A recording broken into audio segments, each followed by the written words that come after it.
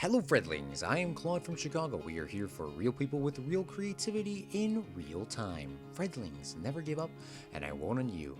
And today we are back with another Planet Coaster video here in Lucky Lakes Park. For our 100-year anniversary, we are going back through time, giving each area a theme. And currently, the area that we are working on is the 60s, 70s, and 80s. And this area is going to have the first ever target shooting ride that we have ever built ever in Planet Coaster.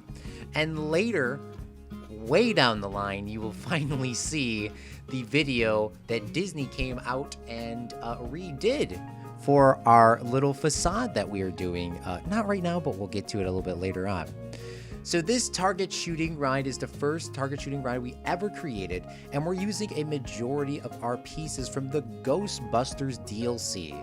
So if you're a real big fan of backlot tours and movie sets, the Ghostbusters DLC is the DLC for you. And I usually don't promote DLCs and stuff like that, but if you're looking to do like realistic facade work without putting in a lot of detail, you can see right here the white brick, the red brick, and the actual facade pieces, sort of like you would see in Disney Studios from years ago, the MGM Studios, is that they had this, like, I think it was just LA, the backlot. Maybe there was New York as well, but they had these backlot tour things. And they had this facade work, and I remember that as a kid, just seeing that. It's like, wow, this is really cool. It's like we're actually there, but we're not there. I just thought that was such a cool thing, and everyone knew that it was fake, but it was just such a cool little detail because you didn't really understand much of it as a kid, but you kind of knew that this wasn't real, but it was kind of real. So that's what we're kind of doing here. And for this target shooting ride, it doesn't have really a huge theme, but what it does have is it has some light theming. So what we're going to do is we're going back through time. That's why we're using these stars here. Sort of the same effect we used in the Stanley Kubrick ride from, what's it called? From Fred's Movie Studios. We decided to do some stars and going through the stars between each transition effect. Not everyone, but for a majority of them. Or no, just at the beginning, sorry. But here, this first idea was the city.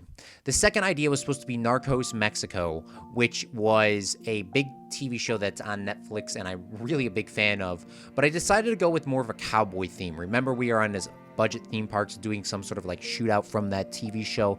Isn't technically not impossible to do, but it's something that I decided, let's go against it. What would a budget theme park do, especially if it was like in Great Britain, which is where this park is located?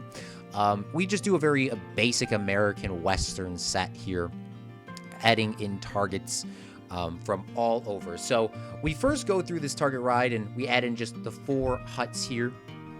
We have pop-out targets that will pop out from the roof, from the doorways, from the windows, and then we'll add in some pop-ups that will come off of this little wagon here, which is something that I think was pretty cool because we needed to add some details in. This section here is something that I decided to,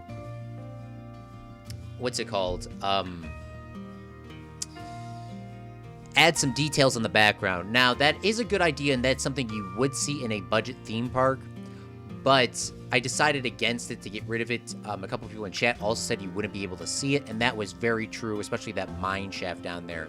Now, that idea is not going to be gone forever. Disney One TV came up with a cool idea, same thing with Sap Daddy, that we are going to do some sort of coaster that is going to be going through the back, and we're going to try to kind of theme it through movie themes. So that is what we're going to do a little bit later on. But something that a budget theme park would do is put up a very cheap fence over here. So just because the fence is go away green does not mean a budget theme park or Disney has the copyright onto the go away green. Well, maybe they do, but they don't have a copyright on green itself. So it's not the exact same shade as go away green as Disney World, but it is a perfect color that will match over here to give us some details. And going into your parks, I always say this a lot, the little details matter. The little details matter all in life. So going through and adding in some trees, some cactuses, adding some more targets, adding some boxes, some crates, some water jugs, and all those little things into your park may not seem like a lot to do. They may seem a little bit tedious to do, but it makes your park really stand out. Now, this is the one part of the ride that I'm not really a gargantuan fan of. Is the Vietnam section. There wasn't really a lot of pieces to put in, so you kind of have to use your imagination here to do the ride. So we go through and add the fence in. We add in some of these beech trees and some of those palm trees, add in a little bit of water, add in some rocks, and then we come through and use the space guys, which are the sci-fi guys, which I think sci-fi in this game is spelled SCIFI. Which is a little weird, and they do look like Vietnam soldiers. So we just add a few of them there and just add some targets that pop up in and pop on out. Obviously, not a real big fan. It's sort of, looking very bland. So we just come through here, add in some more rocks to give us some color to break away the area, do a little bit of terrain painting, make sure that these targets are hittable. And one of the things is, if you are using a target ride, make sure you go through your settings and insert the setting that says can shoot through all scenery, because the targets inside of those windows technically cannot be shot at. So you have to go through and you have to put that setting on, or your targets inside doorways or windows are going to be nearly impossible to hit. Now, the thing you just saw me build was an awning for the queue line of this ride. I always think that it's very realistic to add in these very cheap overhangs. You wouldn't have everything indoors like Disney World, because it's a little bit too expensive. And we'll come through the live section a little later on and add some fans in. So if you have played Planet Coaster and you have some of these DLCs, you can actually add in some realistic fans to your park. Now, I was struggling on how I was going to hide this away, and this is what I was talking about earlier. Disney came through and did a light show, which is not going to be shown in this video. It'll be shown on a video a little bit later on, as well as his fireworks show. Maybe I'll put it together, or when he puts it onto YouTube, I will just drop the link into the description. So make sure you just check the description out maybe a couple weeks from now, or a comment down below. But we wanted to add this little cityscape here using the Ghostbusters DLCs. There are 3 different cities, as you see here, to give us a little bit of detail, but they were a little bit too similar, and watching them from the pier kind of makes it seem like, they look nice. They look like a little city. So after going through and adding some more little details, we come back over through here, and this city was very bland on the details. So we decided to go through and put a walking pathway in here, add a little curb to the side, and then we added some benches in. That adds just a lot more to the park than what we had. Add in a police car and a few other little cars inside of this. Add some more targets. I think it's really exciting because in Disney World there is a Disney Pixar ride, which is the Buzz Lightyear. I couldn't think of the name. And I remember doing that as a kid, and there was just a gajillion targets. That was obviously Disney World, and I had a lot of money to add in a bunch of targets. So for what I wanted to do is just, keep adding targets. It breaks it up, because remember, people know that this is a ride, and they know that they're in a theme park, and they know they want to shoot some stuff. So we want to give them as many targets as possible, adding them on the roofs, adding them literally everywhere, and giving a good, solid lighting pass through the entirety of the park, because I think it's really important, because when you put this, when this goes onto the workshop, I want everyone to be able to enjoy this park at any time of day they want, or even see it sunsetting. We always play at 11 p.m. or 11 a.m. in-game, if you are curious, because I do like to see the shadows on the wall, and that is the reason why I have that. Going through here, we use the other facade pieces that are actually being able to be seen with lights, light and windows, and doesn't give us that hard glowing glare, is the actual facade pieces that have those windows in them. I know I just repeated myself again. But there's only two of these, so it kind of sucks. So we did go through and we did design our own little green one here, which we'll sort of insert in a little bit later on with some green windows. It's just a little bit different. It's not crazily different, but it adds in some color and gives some detail that something would, if you just did it normally, wouldn't match up and be aligned correctly. So that's what we're doing here right now. Now, before we end the time lapse, I wanted to come through and do a pass of some terrain work. So coming in here, dropping in some trees, dropping in some rocks. I'm not really a big fan of this original recording, so we just stopped recording and just streamed out the terrain, but you will see an in close-up look of that in just a few seconds. So let's see you Fredlings shortly. Fredlings, I hope you enjoyed that time lapse here, and you didn't see it the last section of this, but we did come through here and we added in some beautiful terrain work to get up to our target shooting ride here, which doesn't have a name. So if you want to come up with a name, please comment that down below and we will make it happen. But right over here, the Great Movie Ride finally has some beautiful scenery adjacent to it. And there's a little hill sort of breaking off this little city section. Now, you can still see the city through these trees, which I'm not really too concerned about because I know Disney One TV was saying that to me that, yeah, you're going to have some issues if you put some large trees by it.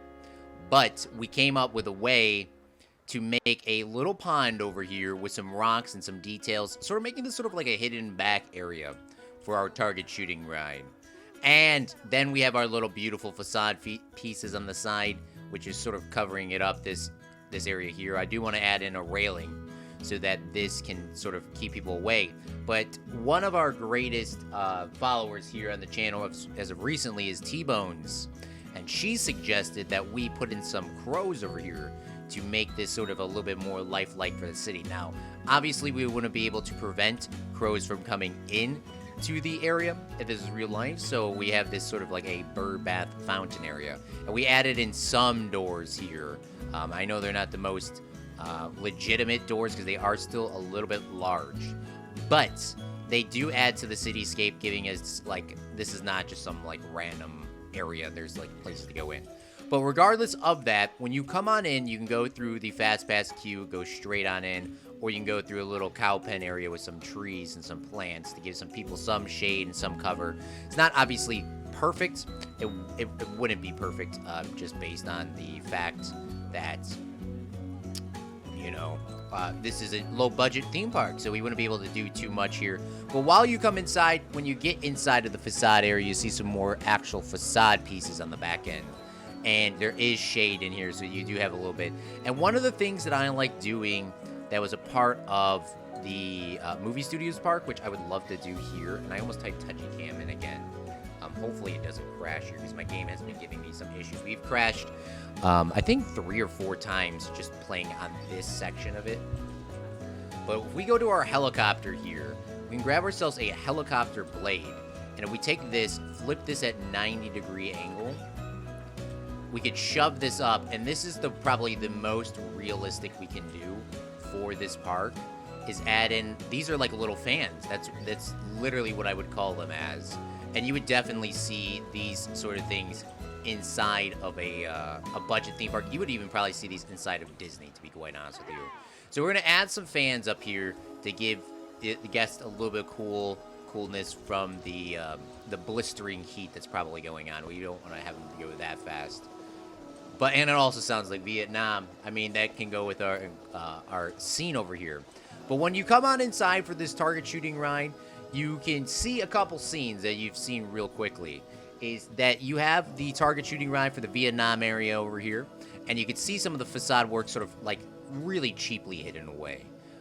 There's a lot more stuff we can add in for details, but it's a budget theme park, so I really don't care. So what we did, instead of keeping this as a black wall, we came in and did some green, sort of blend in with the trees to go away green of Disney World, and then we added in some blue pieces to give us the illusion of sky. But as you see here, some more additions sort of covered it up.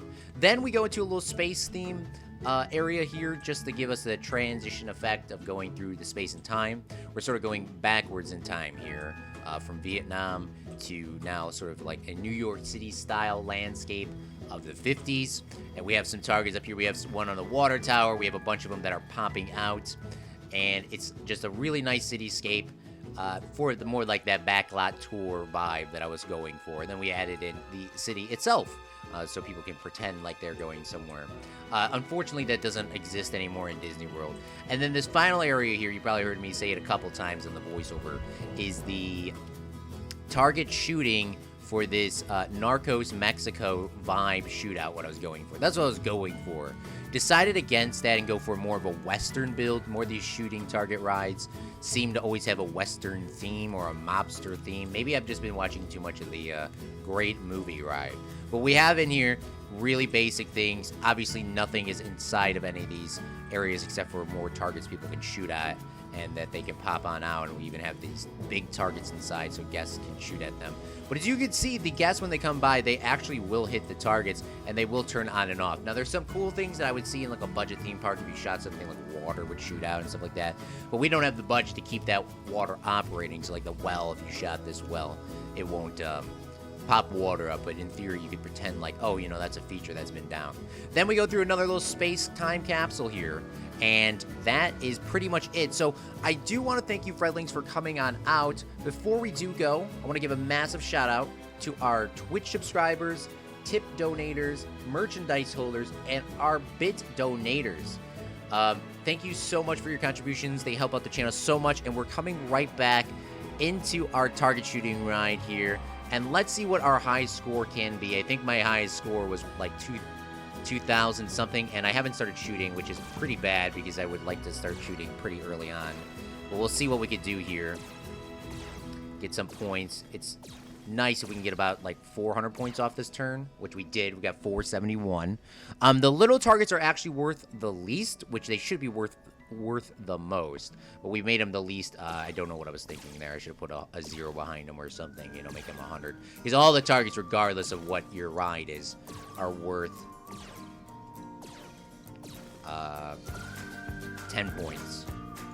Oh, I was about to say, I literally didn't mess up this entire time, and then we get to the end and we start messing up. Well, that was a really good run. Really good run.